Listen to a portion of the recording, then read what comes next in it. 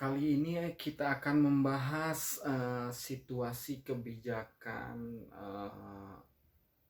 finansial Milan, terutama di kebijakan perpanjangan kontrak pemain.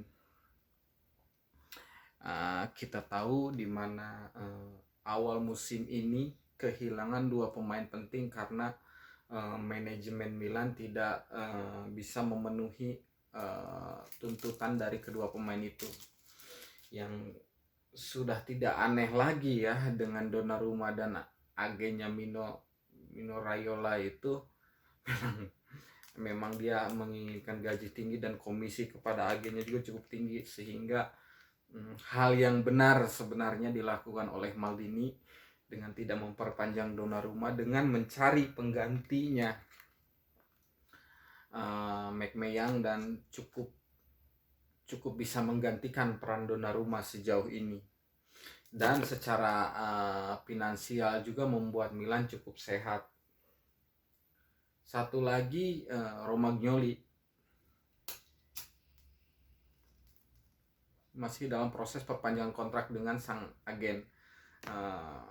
Tapi sebenarnya kabar Romagnoli sih sedikit menemui titik terang ya. Ada lagi contoh Calhanoglu ya. Ini pemain bangke banget memang. Akhir musim bilang prioritas utamanya Milan. Ternyata tidak memperpanjang kontrak dan pindahnya pun ke klub rival yaitu Inter Milan. Dan kemarin dia mencetak gol dan selebrasinya itu seolah-olah menentang para tifosi Milan. Dan setelah dipikir-pikir, Donnarumma sih bisa termaafkan dengan itu, mungkin karena dia pergi itu keputusan paling besarnya karena ada di agen pemain, dan dia pergi juga bukan ke tim rival tapi ke klub luar Italia. Cukup sedih melihat perlakuan fans kepada Donnarumma, tapi kan ya fans ya harus mungkin seperti itu.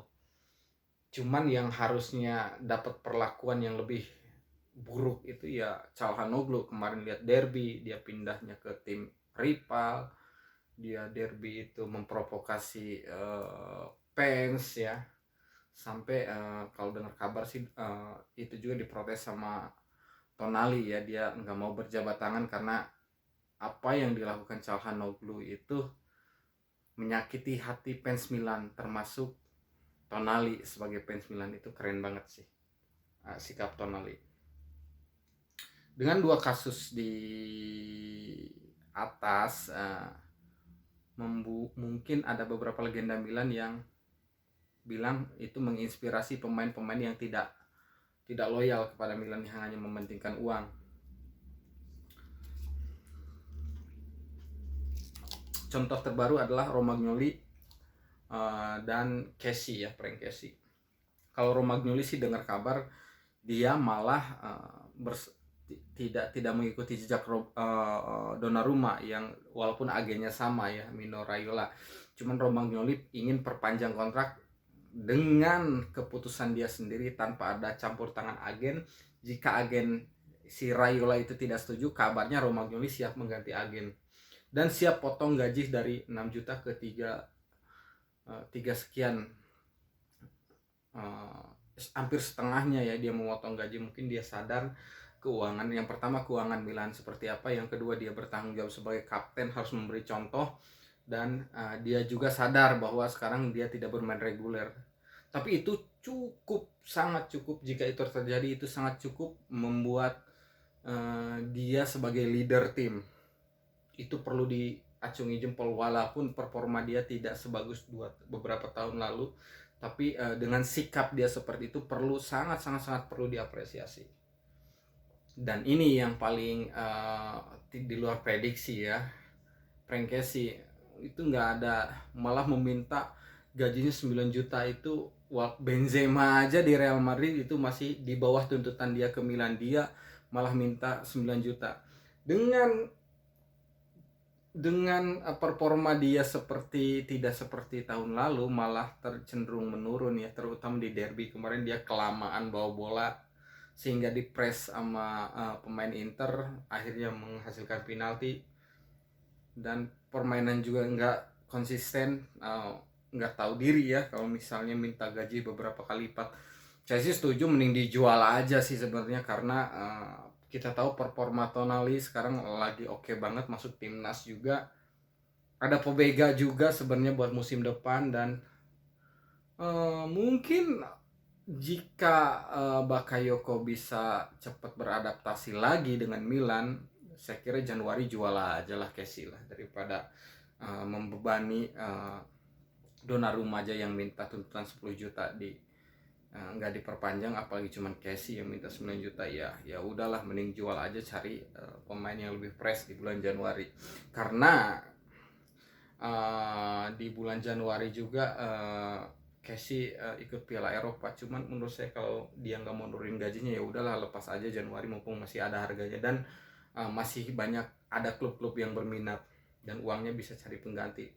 Tapi yang mungkin menjadi dilema itu berkaca dari tahun lalu ya, performa Milan di paruh kedua terutama itu menurun. Dan itu mungkin terlepas dari kebijakan transfer di bulan Januari. Kita tunggu apa yang dilakukan Maldini. Semoga dia belajar dari tahun lalu kenapa performa Milan menurun. Karena seperti yang saya bahas sebelumnya, ini adalah tahun Milan jika ingin juara, karena beberapa pesaing Milan belum konsisten dalam permainan. Yang saya khawatirkan di bulan Januari tim-tim rival Milan sudah konsisten, dan Milan harusnya berbenah untuk menjaga konsistensi sejauh ini. Dan beberapa pemain juga sih yang sebenarnya jadi catatan, Krunic, Castillejo itu sebenarnya nggak jelek-jelek amat ya musim ini. Castillejo sebelum cedera bermain cukup ngotot dan bermain dengan hati. Dan Krunic pun pada saat derby walaupun perannya nggak kelihatan, tapi dia cukup mematikan salah satu pemain penting Inter ya, Brozovic, itu sebenarnya bisa dimatikan oleh Krunic.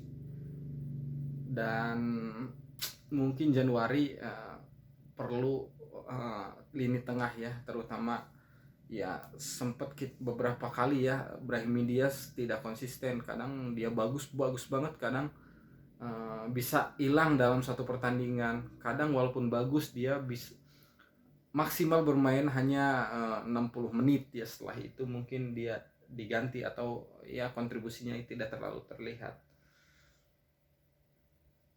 Dan satu lagi mungkin bek kiri, nggak tahu kenapa ya kalau Theo cedera gantinya itu Balotore itu masih belum meyakinkan gitu. Kalau bek kanan sih ada Kalulu pelapisnya, kan Kalulu juga sempat jadi bek kiri, cuma belum terlalu dominan ya. Harus PR di Milan Januari mungkin cari pemain tengah jika Kessie dijual.